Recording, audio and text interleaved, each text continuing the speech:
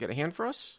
Yes, I do. Yeah. 2-5 at the Parks, Bend Salem, just outside of Philly. 2-5 at the Parks. This must be a Michael G submission. Michael G's he's always our moderator. He's always partial to Parks. Parks hands. Okay. I don't think it's so much the hand, but probably what happened on the river. Oh, you get the nice Philly accent going too. I love it. I love it. All right. First time in like 30 years I've seen someone do this. Never before. But I'll start from the beginning. Effective stack is 800. Okay. Hero has 1500. Okay. Villain will be the low jack, has 1300. So hero with 1500, low jack 1300. Okay. Previously played a few big pots heads up in this session with the villain. He's playing a lot. He's V-pipping about 75%. And if he gets a piece of the flop, 99% chance he's going to the river with it. Okay, one of those guys. Ball. Okay. Yeah. Yep. Nice gentleman. Just, I guess, like to get involved. Yep. Pre-flop action, heroes in the big blind with 6 of heart, 9 of hearts. Okay. MP2 calls for 5. Okay. Low jack raises a 20, the villain. Okay. Hero and MP2 call. Small blind folds out. So you call with 9-6 of hearts with a limper behind you? I wanted to get involved with this guy. He was good at it. I mean, there's something to be getting involved. Here's where, as far as I would go with this, is that if I was on the button and there were inactive people in the blinds and I was super deep with this guy, maybe I would call with 9-6 of hearts doing some live gangster stuff, but I think this is pretty far out there with a limper behind. You're usually gonna play from the middle here, right? Because once you call, the limper's gonna call, right? Gotcha. Yep. So limper calls. Okay. And pot 62. Flop comes 2 of clubs, 9 spade, 8 of club. So you flop top pair. Okay. Yes. Mm-hmm. Hero and MP2 check. Low jack bets 50. Check 50. Okay. Hero MP2 call. Hero call. And this is where I started.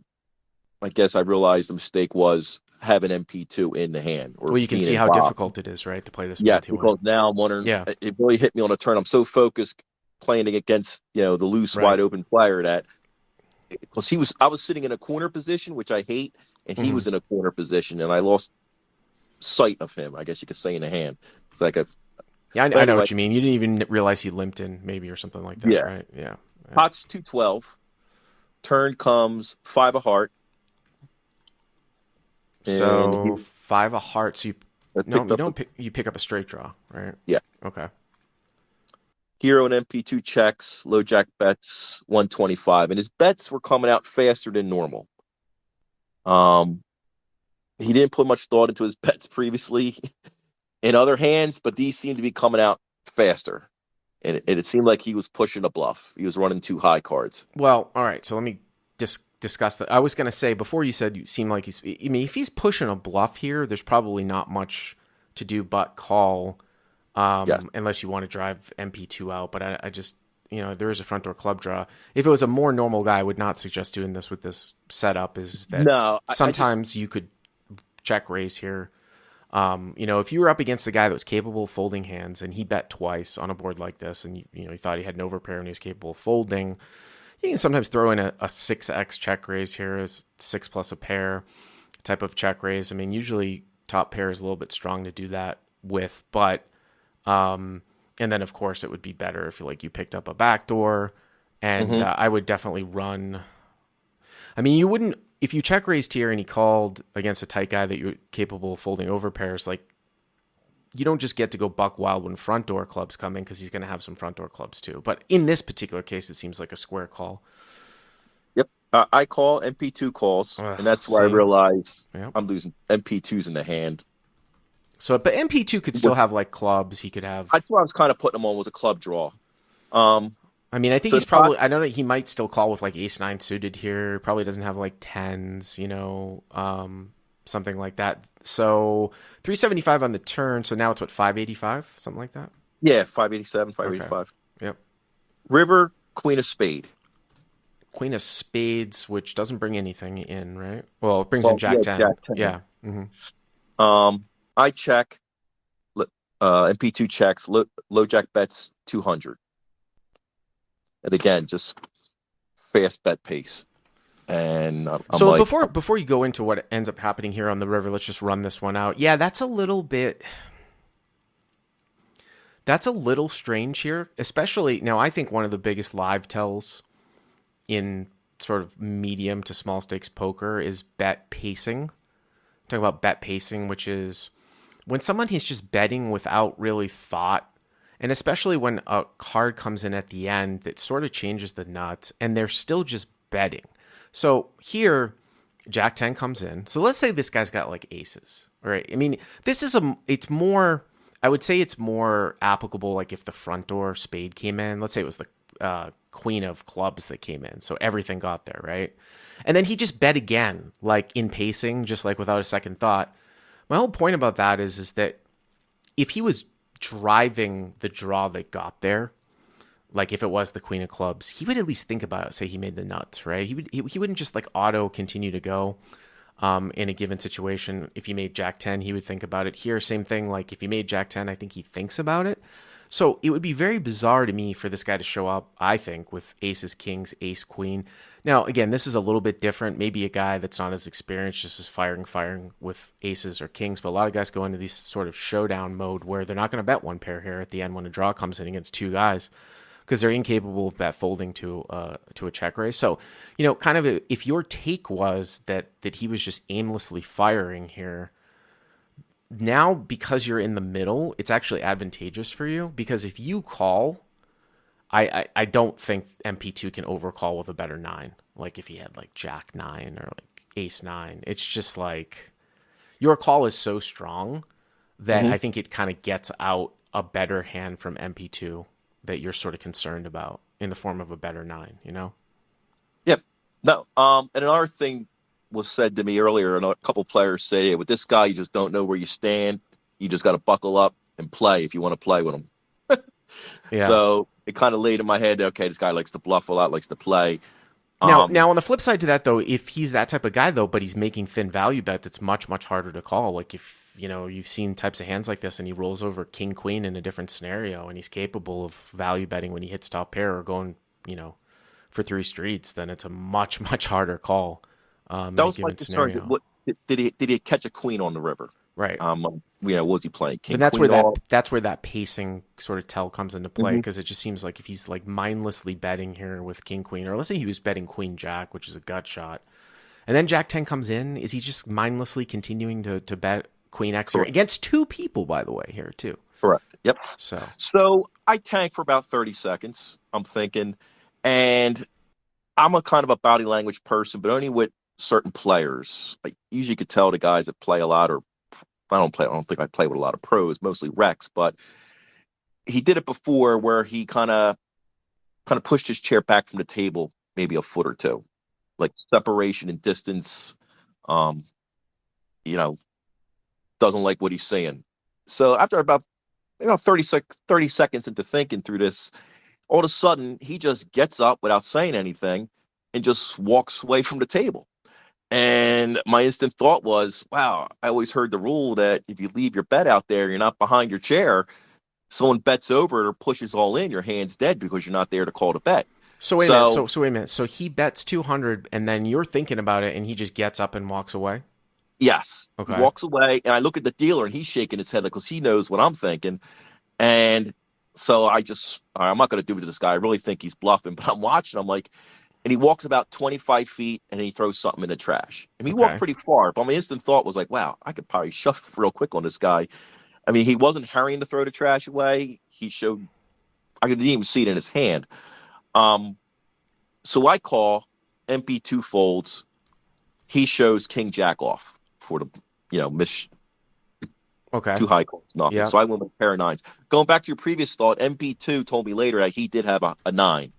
And my betting pushed him off his nine. Well, your call pushed him off. I called it. Correct. But get to your question, what you said to me in the email, though, too. Yeah. No, I'm saying to ask me.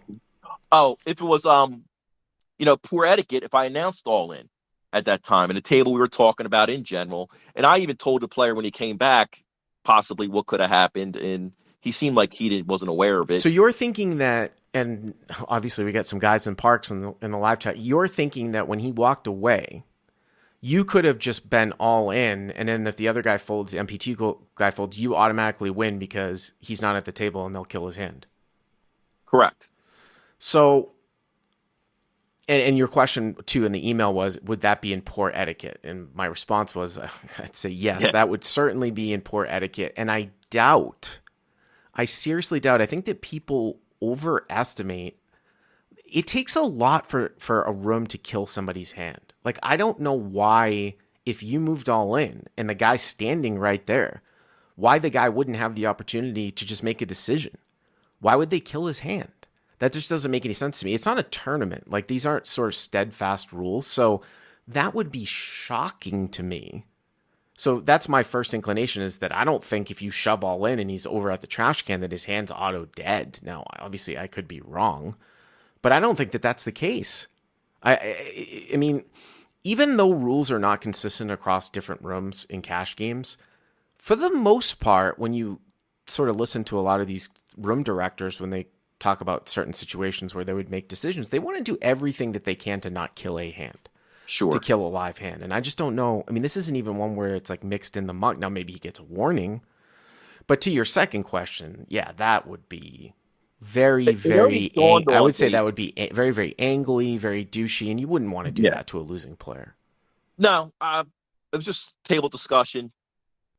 Basically, I brought up, I said, I admit, I said, did dawn on me when he walked away the first 5 feet. Like, I wasn't looking to see what he was doing. Maybe he was doing a move on me, like, hey, my hand's so strong, I don't care what you do. I mean, it could be maybe some type of move that he does every now and then on players. You think about it while I go take a little walk. I mean, so there's a guy in the live chat, Scott H, who says it's a rule at my casinos that if you leave the table at all while you have a hand, then it's auto mucked. Well, that would just mean that the guy's hand was mucked before the was Roberto? Yeah, Roberto. Is that your name, Roberto? Yeah, that would just mean the guy's hand's mucked because he just walked away, independent of the fact if Roberto shoved or not, right? I mean, that's how I would interpret that. I don't know where Scott H plays, but it's just, and there might be a rule in place at certain rooms because they had an incident where they're gonna be like, we're gonna have this rule where if you have to be in front of your cards or your hand's dead. And normally what I'll see that is because something happened. And then at some point they'll just go back like a year later to what it was before, like a warning. Like they sort of overcompensate for some sort of shit show event that happened. Mm-hmm. So I don't know if that's the case with Scott H, but I just tend to think that wouldn't have, I don't think they would have killed the hand. And I definitely think it would have been very, very angry. I asked the floor. I went back, I was there back, and I talked to a floor person, and he was kind of maybe mystified. I had explained it to him 3 times how it played out. Mm-hmm. He's like, well, I guess we'd probably give him a warning. But then he said in turn, well, I would ask the dealer what he did. The dealer was initially stated that the hand would be mucked if I had shoved all in or raised his bet. Fuck the dealer. Excuse me. Fuck the dealer. Yeah. The floor said that, or the dealer said that? The floor said that, or the dealer said that? The dealer said he would have been forced to muck it. When I asked the floor the next week to get the floor's thought, because of course that's going to turn into a ruling from the floor is going to get called over. Of course the floor is going to. Of course it's not up to the dealer. He was kind of wishy-washy, but then my thought afterwards was, okay, if you're giving him a warning, do I get to take my all-in bet back? Because my perception is he abandoned the hand. So do we go back to the original $200 bet? Well, repeat that again? But that's proving you're putting an angle on, though. What, that they would have killed his hand because he just walked away, you mean? No. If I go all in on the premise he abandoned his hand and it turned into, the floor coming over, he said they would have gave him a warning. So I'm interpreting that as you're letting the action go on. Absolutely. So does that mean the action goes back to the 200? Which I forgot to ask this follow-up question to them. Would the action go back to the original 200? I don't think so. I think it would just be back on him when he had a decision to make, and they would tell him you can't do that anymore. If you're going to do it, you're going to be kicked out or whatever. But I'm glad you called. You know what I mean? You don't want to take a bluff catcher and turn it into a bluff, anyways. But first time I see, they got some different rules there. If a new game opens up, you can leave your table without asking the floor and just go to the new game. Where I play and see a lot, you just have to ask the floor to go to a new game. But Yeah. no, apparently, yeah, the table broke with 3 players went to a new game. I'm like, what's going on? Did they ask the floor? No, you can get up and go to a new game. I'm like, Well, okay. Mike, I mean Roberto, I appreciate the call. A little Yep. bit light in the big blind, but glad you called down and watch Yep. that guy if you ever merges value bets at the end. But don't Gotcha. get involved with that stuff. You can beat the game straight up, right? You don't have to even think about that type of stuff. So appreciate the Thanks, Bart. call.